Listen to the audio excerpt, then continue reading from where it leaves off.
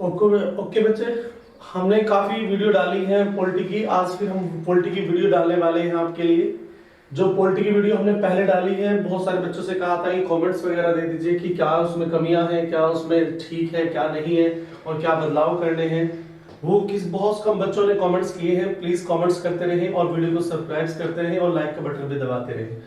इस तरह से ही वीडियो आपकी आती रहेंगी। अगर आपने सब्सक्राइब करना बंद कर दिया या लाइक का बटन दबाना बंद कर दिया तो आपकी वीडियो में यही रोक दूंगा, फिर मैं आपके लिए वीडियोस नहीं बनाऊंगा। चलिए अब आते हैं, टॉपिक आपका क्या है आज? आपका भाग 21 है। आपको हम पढ़ाने वाले पॉलिटिकल लेक्चर जिसका भाग 21 होने वाला है आज, और टॉपिक का नाम है अस्थायी संक्रमणकालीन एवं विशेष उपबंध।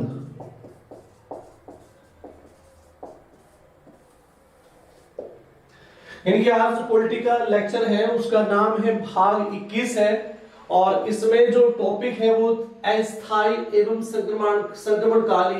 संक्रमणकालीन विशेष उपबंध। और इसमें जो आर्टिकल, सबसे मेन जो आर्टिकल्स होता है वो आर्टिकल 371 आर्टिकल होता है। इसका जो मुख्य आर्टिकल है 371 है। हम 371 आर्टिकल के ही बारे में बात करेंगे। और ये क्या बताता है? ये बताता है कुछ राज्यों के लिए विशेष प्रावधान किए गए हैं। कुछ राज्यों के लिए विशेष प्रावधान किए गए हैं।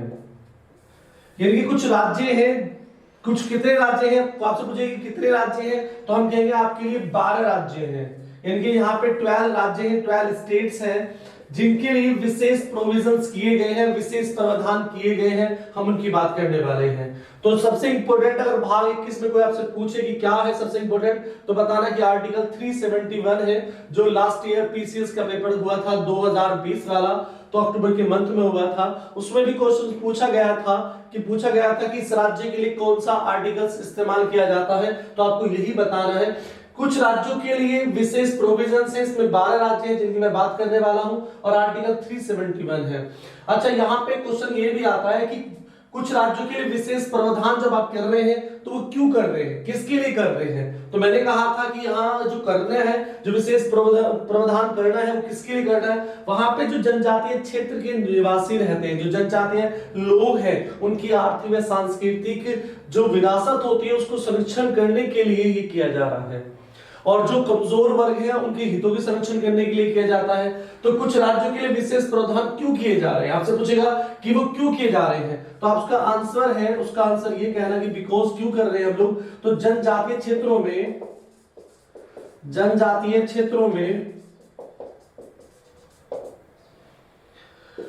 जनजातीय लोगों के आर्थिक एवं सांस्कृतिक हितों की रक्षा करने के लिए हम ऐसा कर रहे हैं। और दूसरी चीज है, जो समाज में कमजोर वर्ग है, उनकी हितों की रक्षा करने के लिए भी आर्टिकल 371 यूज किया जाता है। तो क्वेश्चन आपका कहां से बनेगा? क्वेश्चन किस तरह से पेपर में पूछा जाएगा, वो पूछेंगे आपसे कि आर्टिकल 371 जो है वो किन किन राज्यों के लिए है, या कितने राज्यों के लिए उसमें विशेष प्रोविजंस किया गया है। तो आंसर बताना कि 12 स्टेट्स के लिए किया गया है। ये विशेष प्रोविजंस क्यों किए जाते हैं राज्यों के लिए? वहां पे जो जनजातीय या हिल्स एरियाज में जो भी जनजातीय ट्राइब्स के लोग रहते हैं उनकी आर्थिक एवं सांस्कृतिक हितों की रक्षा करने के लिए किया जाता है। और जो कमजोर वर्ग के लोग हैं उनके सामाजिक हितों की संरक्षण करने के लिए भी ये विशेष प्रोविजंस राज्य द्वारा किए जाते हैं। तो क्वेश्चंस आपका यही से, आप जल्दी से एक बार स्क्रीनशॉट लीजिए, उसके हम आगे बढ़ेंगे। ठीक है, ले लिया? गुड।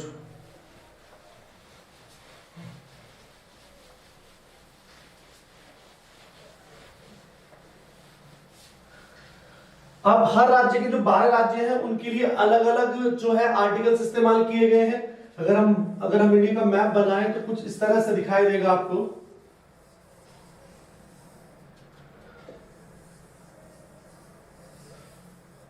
चलिए थोड़ा सा इस तरह को बनाना है।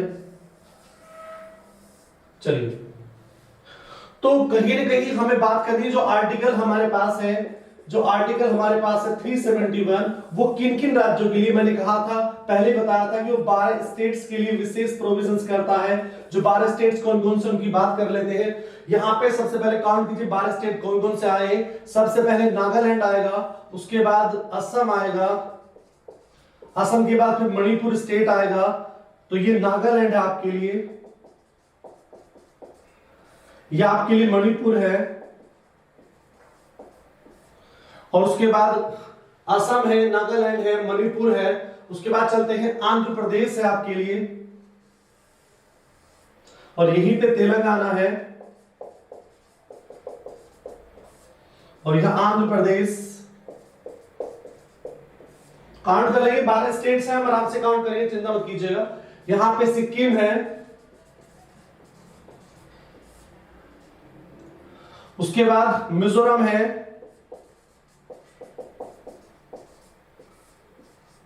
उसके बाद अरुणाचल प्रदेश है,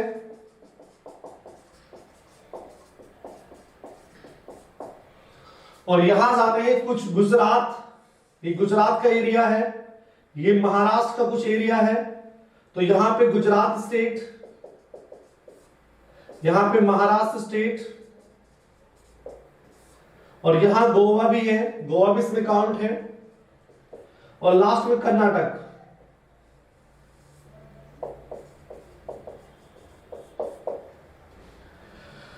चलिए अब बात चलिए हमारी कि कितने स्टेट हैं जो तो आर्टिकल 371 में आते हैं। मैंने कहा था 12 स्टेट से काउंट कर लेते हैं, 1 2 3 4 5 6 7 8 9 10 11 12, यानी कि 12 स्टेट्स है हमारे जो आर्टिकल 371 में है। तो आपसे पूछेगा कि आर्टिकल 371 में कौन कौन से आर्टिकल्स किस किस स्टेट्स के लिए यूज किए जाते हैं। तो सिंपल सी बात है, हम आर्टिकल 371 की बात करें तो गुजरात और महाराष्ट्र के लिए, दोनों के लिए कंबाइंड यहां पे एक आर्टिकल इस्तेमाल किया जाता है, आर्टिकल है 371। The special provisions for the Gujarat and Maharashtra के लिए विशेष आर्टिकल यूज किया जा रहा है 371। और यहां पे गुजरात में कौन सा स्थान है, तो कच्छ का एरिया है, तो कच्छ एंड सौराष्ट्र,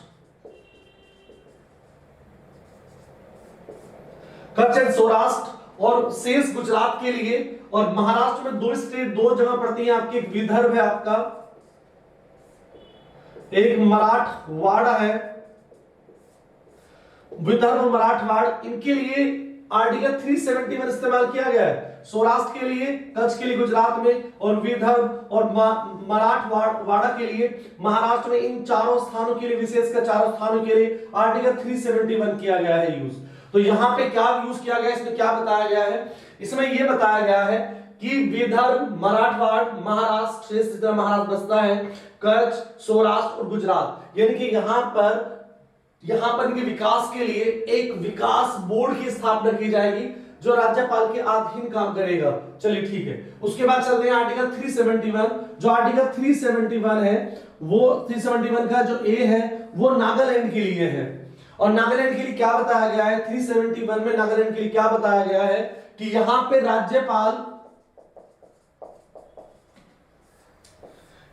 राज्यपाल होगा, ठीक है ना, वो नागालैंड के जो जनजातीय हिल्स एरियाज होंगे उनके विकास के लिए काम करेगा।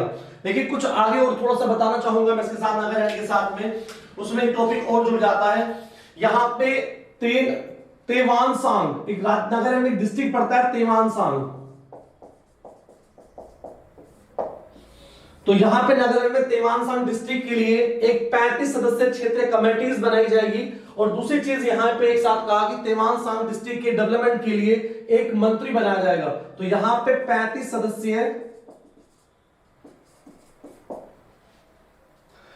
सदस्यीय एक कमेटी बनाई जाएगी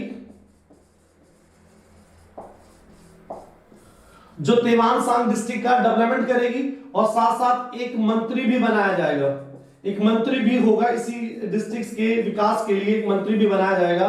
तो ये आर्टिकल 371 का ए। तुमसे इतना डीपली नहीं पूछेगा, केवल इतना पूछेगा कि आर्टिकल 371 का जो ए सब आर्टिकल है वो कौन से राज्य के लिए, तो आप बताना कि नागालैंड के लिए है। उसके बाद असम के लिए कौन सा आर्टिकल है, तो 371 का B article, sub article B है, और उसमें बताया गया है कि राज्यपाल जो है एक कमेटी को गठित करेगा। वो कमेटी जो असम के विधानसभा के सदस्य जो होते हैं, एमएलए कहां से आते हैं, जो जनजातीय क्षेत्रों से आते हैं, यानी कि असम की विधानसभा में, असम के लिए देता हूं, असम की विधानसभा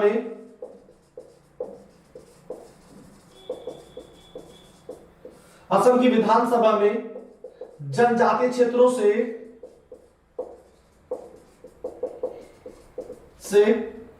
जो भी एमएलए चुने जाते हैं, जो भी एमएलए निर्वाचित होकर आते हैं, उन एमएलए से ही क्या होती है, एक समिति गठित की जाती है, और वो समिति असम के कुछ जनजातीय क्षेत्रों में विकास के लिए काम करती है। तो 371 का बी आर्टिकल असम से रिलेटेड है। उसके बाद आता है मणिपुर के लिए कौन सा आर्टिकल है, 371 का, इसके लिए सी आर्टिकल है। और यहां भी कहा गया कि जो पहाड़ी एरियाज है वहां से जो एमएलए आते हैं, मणिपुर विधानसभा में पहाड़ी क्षेत्रों से जो भी एमएलए आते हैं उनके द्वारा भी एक कमेटी बनेगी, लेकिन यहाँ पे प्रेसिडेंट द्वारा बनेगी और यहाँ पे राज्यपाल द्वारा बनेगी, ये भी ध्यान रखना। तो यहाँ पे हिल एरिया से आने वाले एमएलए के लिए जरा ढंग से सुनना मेरे बच्चे, क्वेश्चंस आपको साथ साथ लिखना भी है, साथ साथ नोट्स बना के चल रहे हैं। तो यानी कि मैंने कहा मणिपुर के लिए कि राष्ट्रपति द्वारा एक कमेटी बनाई जाएगी, उसमें कमेटी में कौन होंगे, यानी कि मणिपुर के हिल एरिया से आने वाले एमएलए के द्वारा, यानी कि एमएलए जो होंगे वो उस कमेटी में होंगे, और वो यहाँ के मणिपुर के कुछ जो हिल एरियाज होंगे, जनजातीय एरियाज होंगे, उनके विकास के लिए काम करेगी। वैसे इतना डीपली पूछा नहीं जाता, बस आपको बेसिक चीज याद नहीं कि 371 आर्टिकल गुजरात महाराष्ट्र के लिए है, और 371 का जो सब आर्टिकल ए है वो नागालैंड के लिए है। असम के लिए 371 का बी आर्टिकल यूज किया गया है। मणिपुर के लिए 371 का सी आर्टिकल यूज किया गया है। आंध्र प्रदेश तो तेलंगाना दोनों को ही एक साथ जोड़ कर लेते हैं, और 371 का आर्टिकल डी के लिए इस्तेमाल किया गया है। और यहाँ पे कुछ यूनिवर्सिटीज जो सेंट्रल यूनिवर्सिटीज है आंध्र प्रदेश में, उसकी स्थापना की भी बात कही गई है। और यहाँ पे शिक्षा के विकास के लिए, लोगों के विकास के लिए, और सामाजिक वहां लोगों के समाज विकास के लिए, उनका सामाजिक रक्षा के लिए, हितों की रक्षा के लिए यहाँ पे ये आर्टिकल्स काम करेगा आपका आंध्र प्रदेश और तेलंगाना के लिए। जब 2 जून 2014 में तेलंगाना बना था आंध्र प्रदेश से, तो तभी ये आर्टिकल्स भी एक्सटेंशंस कर दिया गया था तेलंगाना के लिए। तो दोनों राज्यों के लिए 371 डी आर्टिकल्स यूज किया जाता है। अब आते हैं सिक्किम के लिए। सिक्किम के लिए 371 का आर्टिकल जो है वो ई आता है, ए बी सी डी ई। यानी कि ई किसके लिए तुमसे पूछेगा कि सिक्किम के हिल एरियाज और जनजातीय क्षेत्रों के लोगों के लिए, जो ट्राइब्स वहां रहती हैं, उनके सामाजिक, आर्थिक और उनका सांस्कृतिक विकास के लिए कौन सा आर्टिकल यूज किया जाता है, तो आप बताना 371 का ई आर्टिकल यूज किया जाता है। और जो मूल संविधान में नहीं था, इसे जोड़ा गया बाय द 36वां संविधान संशोधन अधिनियम 1976 के द्वारा जोड़ा गया था। तो ये भी आप ध्यान रखना, वो जरूरी चीजें हैं जहां वो मतलब जो आ रही है। लेकिन कब यहाँ पे जो आर्टिकल है वो आपका 36वां संविधान संशोधन 1975 के द्वारा जोड़ा गया था, ये 371 आर्टिकल ई। उसके बाद आता है मिजोरम के लिए कौन सा आर्टिकल यूज किया गया, तो 371 का A B C D E F, यानी कि एफ आर्टिकल यूज किया गया इसके लिए। तो यहाँ पे भी यही कहानी है कि मिजोरम के जो जनजातीय एरियाज होंगे, वहां पे ट्राइब्स का जो ट्राइब्स वहां रहते होंगे, जो हिल एरियाज के लोग वहां रहते होंगे, उनके सामाजिक, आर्थिक और सांस्कृतिक विकास के लिए इस आर्टिकल का यूज किया जाएगा। उसके बाद अरुणाचल प्रदेश की बात करें, अरुणाचल प्रदेश के लिए आर्टिकल कौन सा होगा, 371 का एफ के बाद क्या आता है, जी आता है। तो जी आर्टिकल जो है वो अरुणाचल प्रदेश के जनजातीय क्षेत्रों के विकास के लिए बनाया गया है। चलिए यहां तक पूरा ध्यान से समझ लीजिएगा। यानी कि जो 371 गुजरात महाराष्ट्र के लिए है, 371 का ए आर्टिकल नागालैंड के लिए है, 370 बी का आर्टिकल असम के लिए है, और उसके बाद 371 का आर्टिकल सी मणिपुर के लिए है। उसके बाद 371 आर्टिकल डी आंध्र प्रदेश तेलंगाना दोनों राज्यों के लिए है। उसके बाद 371 का ई आर्टिकल वो सिक्किम के लिए है, और मिजोरम के लिए 371 एफ आर्टिकल मिजोरम के लिए है, और अरुणाचल प्रदेश के लिए 371 का आर्टिकल जी यूज किया गया है। तो कहां तक पहुंच गए, हमने कहा था कि इसमें कितने आर्टिकल्स यूज होने हैं। चलिए बात करेंगे बाद में। हमने कहा 12 स्टेट्स हैं, अब बचता है गोवा और कर्नाटक बचता है। तो उसके बाद जी के बाद फिर एच आता है। तो गोवा में जो यहाँ पे डेवलपमेंट किया जाना है, जो भी वहां पे आर्थिक विकास किया जाना है, वहां पे जो सामाजिक सांस्कृतिक विकास किया जाना है, तो उसके लिए कौन सा आर्टिकल है, तो उसके आर्टिकल 371 का यहां तक क्या जी आ गया था, यहाँ पे एच आएगा। तो आपसे पूछा जाएगा कि गोवा के डेवलपमेंट के लिए, वहां का विकास के लिए कौन सा आर्टिकल इस्तेमाल किया जाता है, तो 371 का एच आर्टिकल यूज किया जाता है। अब बात करते हैं कर्नाटक की, बात करते हैं कर्नाटक में 371 का आर्टिकल आई इस्तेमाल किया जाता है। कर्नाटक के जो ट्राइबल एरियाज होते हैं, जो हिल एरियाज होते हैं, वहां पे उनका सामाजिक विकास करने के लिए, उनके साधारण लोगों के हितों की रक्षा करने के लिए ये आर्टिकल इस्तेमाल किए गए। तो कुल 12 स्टेट्स में हम लोगों ने आर्टिकल जो है 371 से लेके और 371 के आई तक हम लोग गए हैं। एक बार ढंग से अच्छी तरीके से देख लीजिए, उसका स्क्रीनशॉट ले लीजिए, फिर हम आगे बढ़ते हैं।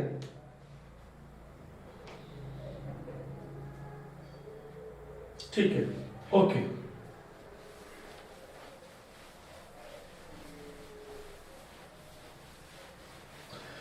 मैं पहले ही बता रहा हूं आपको कि आपको आराम से पढ़ना है, धीरे धीरे नोट्स बनाने हैं, भाग वाइज नोट्स बनाने हैं। वैसे तो आर्टिकल बहुत सारे हैं, भाग 21 में बहुत सारे आर्टिकल हैं, लेकिन मैंने जो इंपॉर्टेंट आर्टिकल है मैं वही बता रहा हूं जो आपके लिए एक लेक्चर में आ सकते हैं। ठीक है, छोटा लेक्चर होना चाहिए, ज्यादा बड़ा लेक्चर भी नहीं होना चाहिए, कि थोड़ा थोड़ा आप पढ़ते रहिएंगे, आराम से पढ़ते रहिए। ठीक है, इसी के साथ मैं लेक्चर समाप्त करता हूं। जय हिंद, जय भारत।